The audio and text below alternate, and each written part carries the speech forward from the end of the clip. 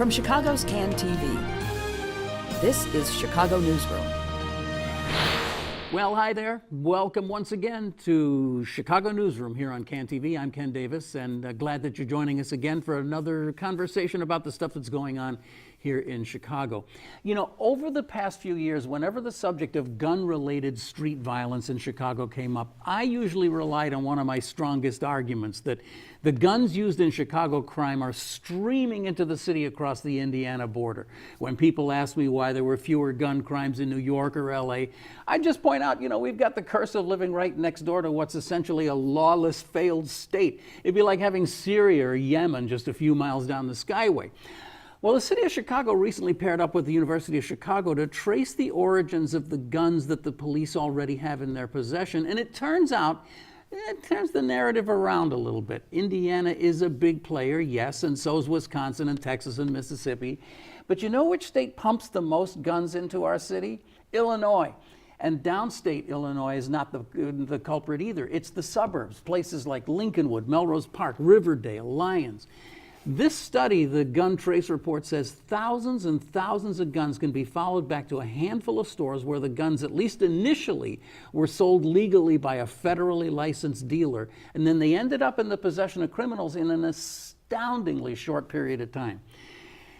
Jeremy Gorner is here, crime reporter from the Chicago Tribune. He joins us today, back on the show again. I'm so happy to have you back again, Jeremy. Thanks. And you've written, along with a couple of co-authors, a really detailed story about the report and related things. And I know it's been in the public domain for a couple of weeks, but really wanted to get you in to talk about it because I think it really it has some impact if it's to be believed. Mm-hmm. So, will you tell us first of all, what was the basis of the report? What is the report based on? What are these guns? Well, Ken, they've come out with a report like this before a couple of years ago, and the city of Chicago works with the University of Chicago for this data. The trace data, I mean, CPD, the Chicago Police Department works with the ATF, you know, for the trace data, mm-hmm. for where these guns, you know, originate and so on and so forth. Typically. And, you know, if you look at the report, I don't think there were really any surprises overall. I mean, we knew about a lot of these guns that end up on the streets of Chicago coming from Indiana, and, you know, we knew about a lot of them coming from suburban Cook County. Mm-hmm.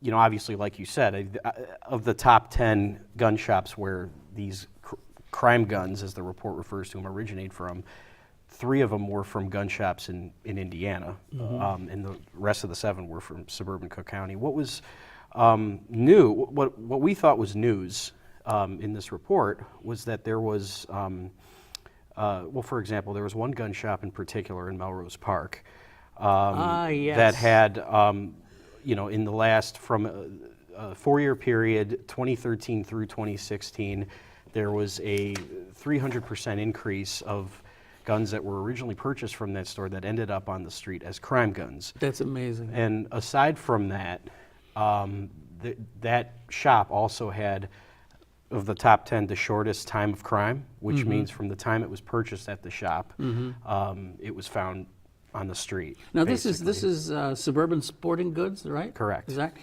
So you have one of these graphics here, and I think it's really interesting. While you're talking, we'll put this up. Just it shows again the 4 years that this study is conducted and the number of firearms traced to this one store. Right. I do think, though, you know, one of the things that with the story was that, you know, there were 2 arguments basically presented in the story from both sides. Mm-hmm. I mean, everything that I just mentioned to you, like, there's a question like how do all these, why is Suburban Sporting Goods all of a sudden seeing such, you know, a huge increase in guns that are ending up on the streets? Well, I actually spoke with the owner and his son at mm-hmm. Suburban Sporting Goods. They agreed to an interview.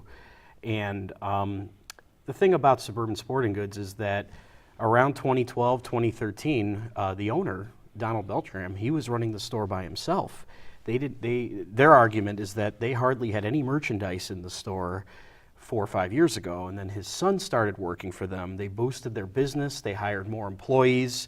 So basically what their argument is that sales have actually shot up in the last 4 or 5 years. So they say that it should be no surprise. The unfortunate reality, to them is that it should be no surprise that you're going to see some of their guns ending up on the street, because sales have also, gone up. Another argument that they were bringing up to counter, what the findings in the report was that, more employees, more sales, the concealed carry law, in Illinois passed during that time frame. Right. Went into effect, I believe, in 2014. So you have more people who want to come and buy guns, and also now they can buy them. And now they can buy them. And that's the thing, though, is there's been a lot of resistance. Chicago had that handgun ban up until around 2010, right. And there's been resistance to have a gun shop being open in Chicago. So now they have to go to the suburbs, and with the concealed carry law, they can go to the suburbs, buy guns, at places like Suburban Sporting Goods. And also, the political climate was another thing that they brought up to me. I mean, when President Obama was in office, there was a lot of fear among the pro-gun rights advocates that the Democrats would enact stricter legislation on guns. So all these factors came into play, according to them, as to why sales went up and why more of their guns were seen, on the street. Now, the other thing too to notice, what's interesting about this particular gun shop is that in Melrose Park is 5 to 10 miles from the west side of Chicago, and if you look at the maps of where these guns are ending up, Let's look at that map. We have it here. Yeah. A lot of the guns are ending up on the west side. I mean, this is basically an overall map, what you're showing, of all the gun shops in the Chicago area, Northwest Indiana, but so here's Suburban Sporting Goods. Look how close it is to the west side. Yeah. And unfortunately, a lot of the shootings, a lot of the gun violence is concentrated in the Harrison Patrol District and the Austin Patrol District on the west side. So how does it happen? Now, I think this is a new concept that I think is really important, this time to crime concept. So if I got this right, and I think I got this, that 95% of crime guns trace to someone other than the buyer. So the person who goes into the gun store, which is a federally licensed gun store, and purchases the gun, most likely buys that gun legally and walks out the door with the legal right to carry that gun. But in an incredibly short period of time, months sometimes, that gun is suddenly traced to a criminal who's used that gun for criminal purposes. What's the connection? How does that happen? So the argument there that the researchers in the report were trying to make, that if you have a low time to crime rate, basically, in other words, if you buy a gun, say Ken Davis buys a gun 3 months ago and yesterday it was found on the street, there'll be some suspicion that maybe, the gun, perhaps you were a straw purchaser. Maybe you were buying it for somebody else. Such was the case here with Suburban Sporting Goods. They had a pretty low time to crime rate, the lowest, I believe, in the top 10 here. And, I spoke to them. I told them that this is what... Low meaning short. Yes, low meaning short, sorry. Yeah. And I spoke to them about that finding, and, and what they basically were saying was that, look, once, they don't do anything different, they say, than any other gun shops in the area. They sell to people who have a right to buy them. What happens outside of the store is really out of their control. And so I asked them, well, what do you do to deter, straw purchasing? And I mean, by all accounts, it's if you go out, walk into the store, they have this wall. It's maybe about 4 or 5 feet high. And one side of the wall is the entrance. They have some miscellaneous merchandise like some gun cases, accessories, flashlights, whatever. But on the other side of the wall are display cases where they have handguns. They have some rifles on the wall, And at the end of the wall, they have a swing door, and it says that you're not permitted to enter this other side without a FOID card. You know, so they have to show them a FOID card before entering. So they have that. I mean, they have the wall. They have cameras in the store. They have cameras outside of the store. And I asked, you know, oddly enough, Donald Beltram got, you know, about 20 years ago, he actually got indicted along with, you know, several other gun dealers in the area because they were accused of selling guns to people who shouldn't be buying them. He got acquitted of all charges, but he told me that around the time of his indictment is when he put that wall up to try to discourage behavior like this. So the real question is, okay, it sounds like they're doing all the right things to deter this practice, but why, you know, why the short time to crime? I mean, we don't know. I mean, some of it, I don't have the exact numbers of how many of their guns were recovered on the street, but, you know, they're not I don't believe that they have the volume of sales as like some of these other places like Chuck's, you know, Cabela's that are on there. But at the same time, you know, everything I just described, there's actually a push in Springfield for, there's a bill on the table, you know, to hold gun dealers accountable, and it's requiring them to do everything it sounds like this store's trying to do. Yeah. Now, I think I just heard that that got killed in Springfield yesterday. Okay, as we're speaking now. Neither of us has this information, but I'm Yeah. pretty sure that bill didn't make it out. I'm speaking as of the time the story ran. So, okay. Yeah. So, you know, I mean, well, that in itself is a whole different conversation, that in order to pass a law in Springfield, you have to call up the NRA and ask for permission, and I guess they didn't get permission, so the law just didn't happen. But that gets us to the recommendations in this report, and there are a number of them, but among them is this idea,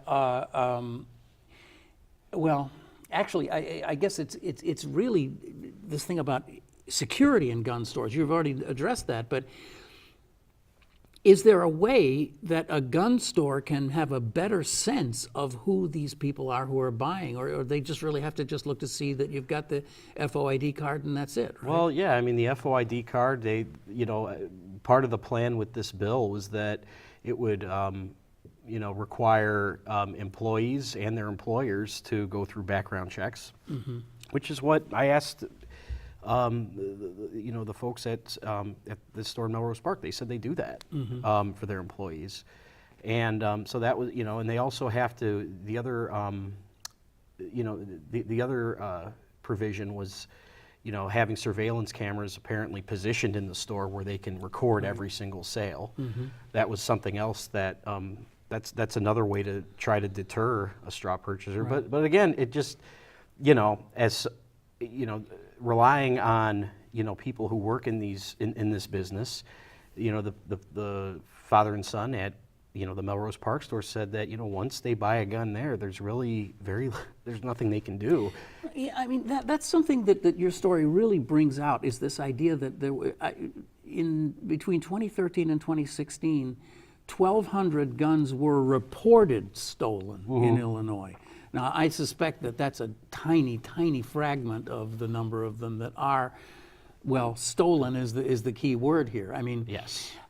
There's even issues with gun stores being raided, right? Right. And they just lose inventory, which brings us to this whole thing about auditing the dealerships and what inventory they have.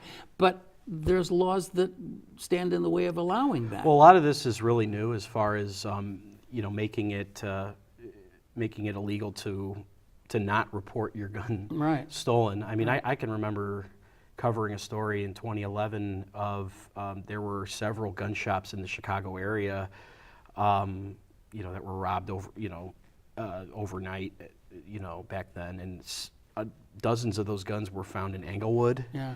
You know, so a lot of that unfortunately happens from time to time. I know that after the concealed carry law passed, you know, there's been this concern about stolen firearms, you know, because, you know, if you're a new gun owner and you leave it in your car and, you know, on your front seat, I mean, that's just a recipe for disaster, right? Yeah. I mean, so that's definitely one of the points the report made is that if you have a gun that's stolen and you don't report it, it's a Class A misdemeanor, which is nothing. Mm-hmm.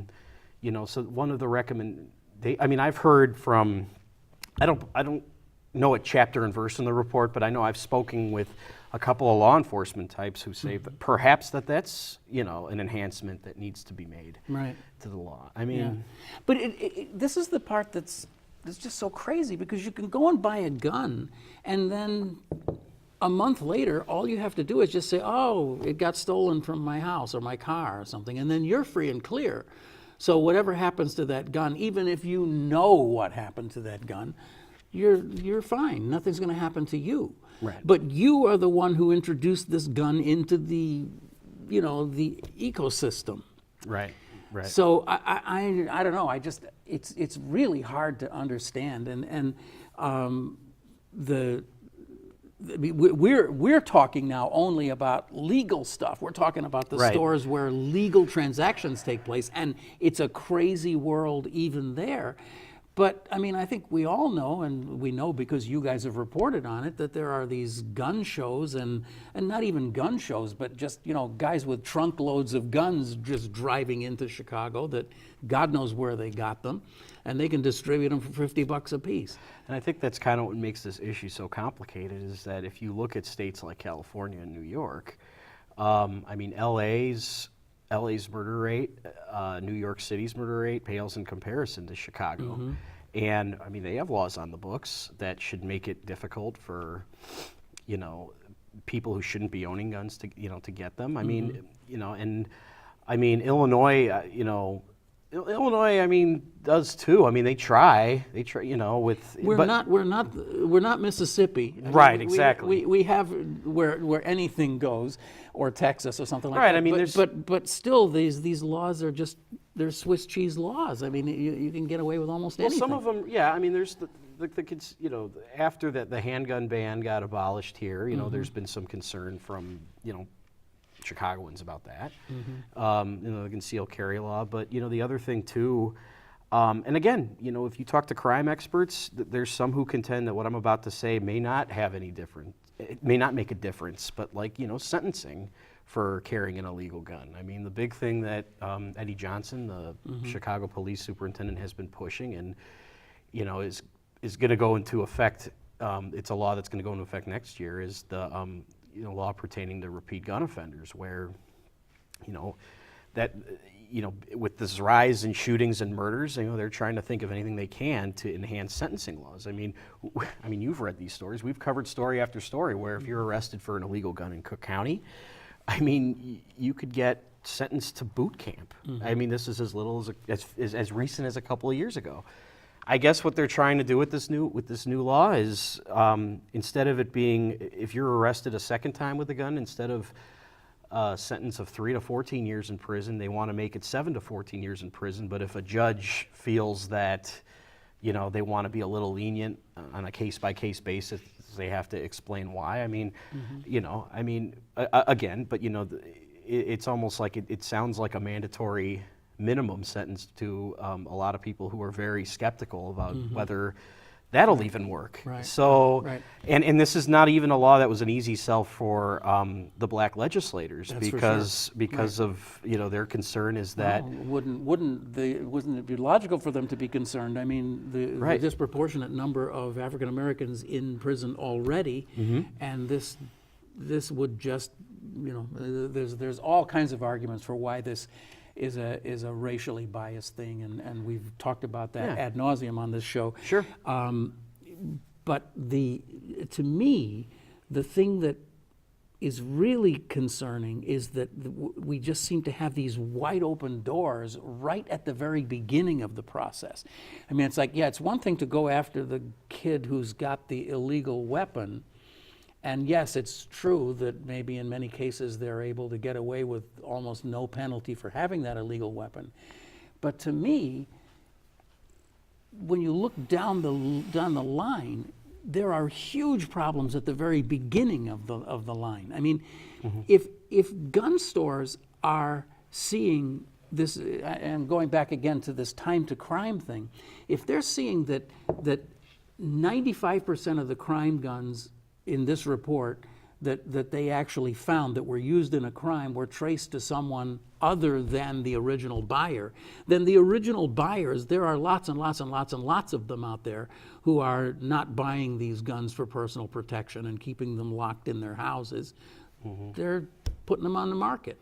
Well, just the whole process of how law enforcement traces these guns, I mean, just the way it's been explained to me over years, it sounds like a very difficult task. You know, I mean, you know, in many cases, a lot of these guns, you know, it's very difficult to trace because if they were manufactured prior to 1968, where you know that's when the the ATF started their mandatory record keeping, I believe.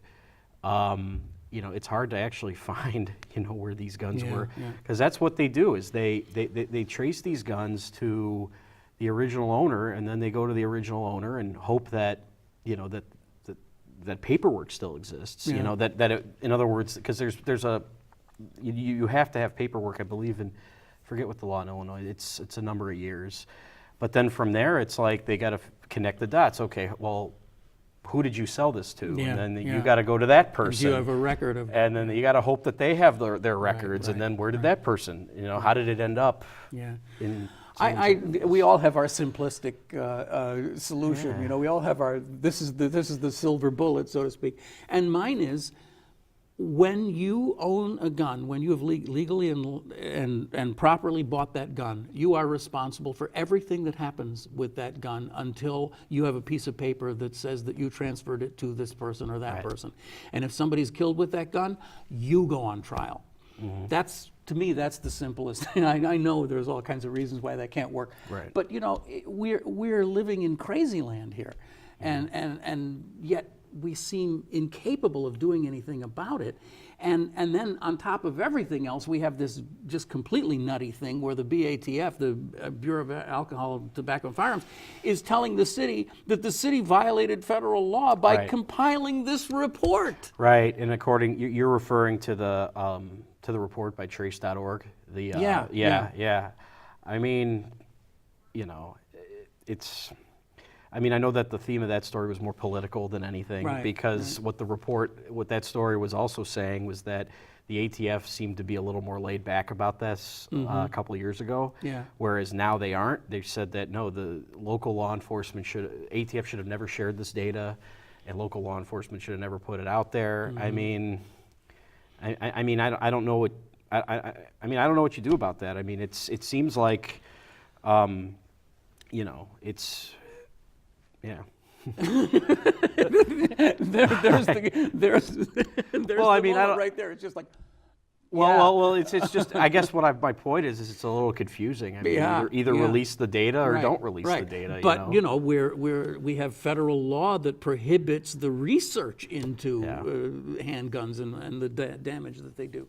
And one other thing. We don't have people here from the city to answer this question, and I must say we tried for 2 weeks to get someone from the city to appear on this show, and they told us yesterday, I believe, that they just couldn't schedule anybody to do it. Okay, I understand that, but here's the question I would have asked the city, and I can't ask you, I guess, but this study is based on 21,000 guns, about 7,000 a year for about 3 years, right, basically. But these are guns that the Chicago police have confiscated. Yeah. So it's not really, I would judge it not to be a totally valid sampling of the guns that are out there. These are guns that the police have acquired one way or another. Right. I mean, I'm no scientist. I would think 21,000 is a lot of guns. I mean, and I believe in that report, I don't think all 21,000 were traceable. I think it was more like 15,000. Yeah, I think that's right. Yeah, but the number you're referring to, I mean, and that's obviously because within the last 4 or 5 years, Chicago police officers have recovered about 7,000 guns a year. And as I told you before the show started, I mean, I've seen data where, you know, they used to recover as many as 10,000 a year. Yeah. Of course, I think there were more police on the street, you know, and allowing them to do that. But I've heard that statistic alone of the 7,000, you know, when the police department says we've recovered our 7,000 1,000th gun Yeah. of the year, it's kind of a double-edged sword. I mean, I've heard, city officials say this because, at the same time, the department wants to say we're doing a good job going out there, making gun arrests, recovering all these guns. But at the same time, if you compare the rate by which Chicago recovers guns compared to big cities like New York and LA, I mean, those two cities dwarf Chicago. And so the other side of the sword is that it just shows you the magnitude of the gun problem. Of that we how have many we have just rolling around out certain there. neighborhoods in this city. Yeah. Well, Especially. we didn't solve the problem here today, but but at least there's something out there. There's a document out there that kind of shows a little bit of the pathway that these guns are taking, and there were some suggestions for how to fix some of it, but that goes through the state legislature, and some of it is federal, and at least for the immediate time, I wouldn't think that we're going to see much progress on any of that. Right, So- and I guess only time will tell how effective that's going to be. I mean, we spoke earlier in the show. There's, there's some researchers who think that, that these mandatory sentencing guidelines may not have any impact. But I mean, obviously they have to do something, right? Yeah, yeah. Well, okay, Jeremy. Thanks for coming and helping us try to understand this incredibly intractable problem. And it's an ongoing conversation. We'll have you back again sometime, I'm sure. Okay? Sure. All right, thanks. Thank you. Jeremy Gorner is with the Chicago Tribune, crime reporter, and a good one at that. And he and his colleagues did a story that you should look up in the Chicago Tribune about the gun trace report. We will be... We'll see you again another time. This is Chicago Newsroom. I'm Ken Davis, thanking you for watching. And remember that you can watch any of our shows right here at this address anytime you want. And we'll see you with another show sometime real soon. Thanks. Bye-bye.